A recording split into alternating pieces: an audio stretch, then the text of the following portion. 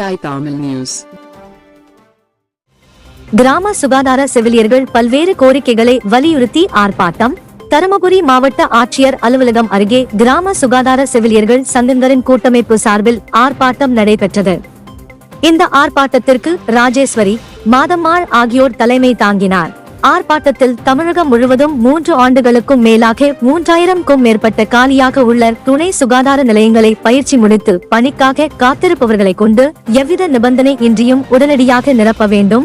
கூடுதல் துணை மைய பொறுப்பு பணிகளை பார்ப்பதற்கு நிர்பந்தம் கொடுப்பதை கைவிட வேண்டும்.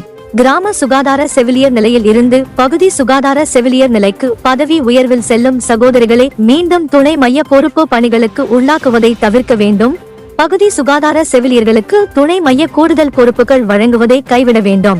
தமிழகம் முழுவதும் ஒரே மாதிரியான அறிக்கைகள், காணொலி கூட்டங்களை முறைப்படுத்த வேண்டும். பணி சுமை, மன அழுத்தம் கொடுப்பதை கைவிட வேண்டும் என பல்வேறு கோரிக்கைகளை வலியுறுத்தி கோஷங்கள் எழுப்பி ஆர்ப்பாட்டம் செய்தனர்.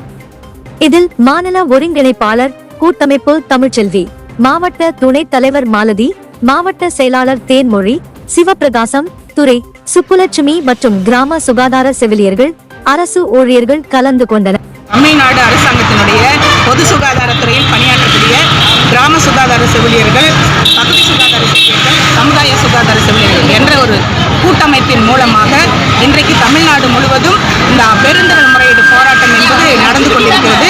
இந்த போராட்டத்தினுடைய முக்கிய கோரிக்கையாக, அதாவது பொருளாதாரம் சார்ந்த கோரிக்கை எதுவும் கிடையாது.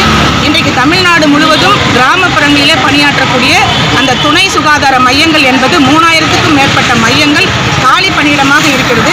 இந்த காலி பணியிடத்தினுடைய பிரச்சனையை கடந்த ஒரு 3 வருஷமாக மாண்புமிகு முதலமைச்சர், தமிழ்நாடு சுகாதார அமைச்சர் அவர்களிடத்தில் நிரப்புங்க அப்படின்னு சொல்லி நாங்கள் கேட்டோம். உடனடியாக நிரப்புறேன்னு சொல்லி சொன்னாங்க. அன்றைக்கு கேட்கும்போது 1000 பணியிடம் காலியாக இருந்தது. ஆனால் இது கடந்த 2 வருஷமாக நிரப்புறேன்னு சொல்லிட்டு நீதிமன்றத்தில் வழக்கு இருக்குது அப்படின்னு சொல்லிட்டு இந்த பணியிடங்களை நிரப்பாமல் இருக்கிறாங்க. தமிழக அரசாங்கம் மனசு வச்சாங்க அப்படின்னு சொல்லி சொன்னால் நீதிமன்றத்தில் வழக்கு இருக்கக்கூடிய நிகழ்வுகளை உடனடியாக முடிவுக்கு கொண்டு வந்து அந்த பணியிடத்தை நிரப்பலாம்.